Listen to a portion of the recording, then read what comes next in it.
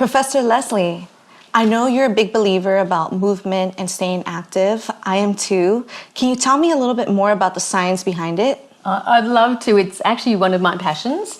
I would say when I was in my 30s, I was asked to write an article, a scientific article for a journal.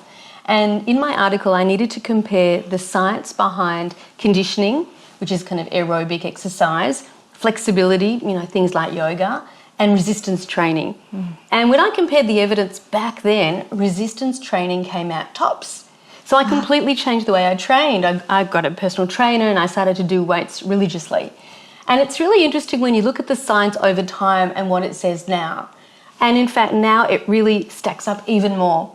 In fact, there was a meta-analysis that came out, and what a meta-analysis is, it's really when you pull the results of a lot of randomized trials together into this mega trial and you see what it says.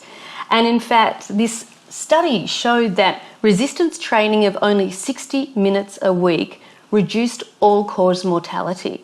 What that means is it reduced your risk of heart diseases, certain other types of chronic diseases as well, and people just seem to live longer and have less chronic disease, which I thought was fantastic because it means you don't need to have as many minutes in the gym as you might have thought.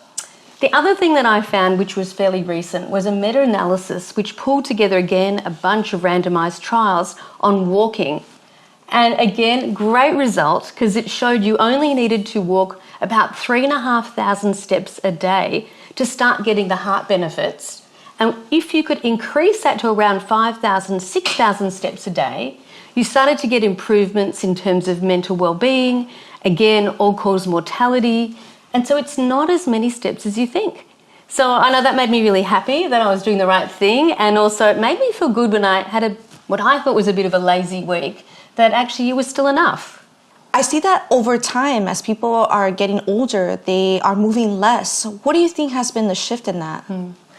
I actually think it's really unfortunate because as you get older, movement becomes even more important. And I think there's a few reasons why that happens. One of them is I think there's a mindset shift where people have birthdays and they turn a certain number and they have an expectation of therefore what they should and shouldn't be doing with their body. And I find that really sad because it's about expectations holding you back rather than your true physical ability. I do think though physically we do change as well. I think that our ability to make energy changes over time. Obviously hormones change things as well. Looking after ourselves, and making sure that's a really important choice that we make every day to do that as well. But the other thing that happens, and it's got to do with collagen actually, is as we get older, our collagen structures start to change.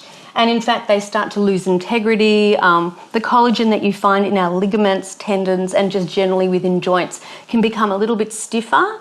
And so for some people that can play out as in being less flexible. They find moving just a bit more awkward and uncomfortable, but also it can actually contribute to discomfort.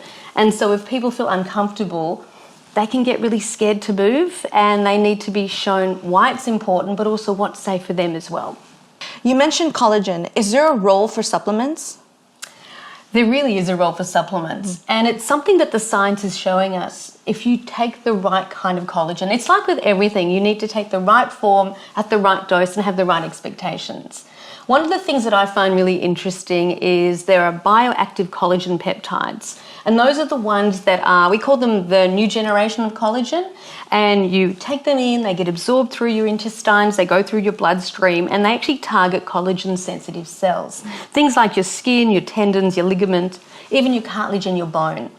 And in fact, when you look at some of the research behind it, you find that it actually does start to deposit into those structures. But more than that, it actually helps to rebalance collagen. Because what happens as you get older and also through other factors as well, like a diet and lifestyle, you tend to find you get imbalance. And so ultimately our body's wanting to try and create balance between making enough collagen and clearing away the old collagen. And so by supplementing, we're helping the body to push back the balance as well. But it's really interesting with the bioactive collagen peptides because they're not just building blocks. They actually help to bind to a particular receptor in those cells, which enhances our body's ability to make more collagen. And unfortunately, with age, our body just makes less. But also, sometimes we can clear it away too quickly. So it's just a really simple way of addressing the imbalance.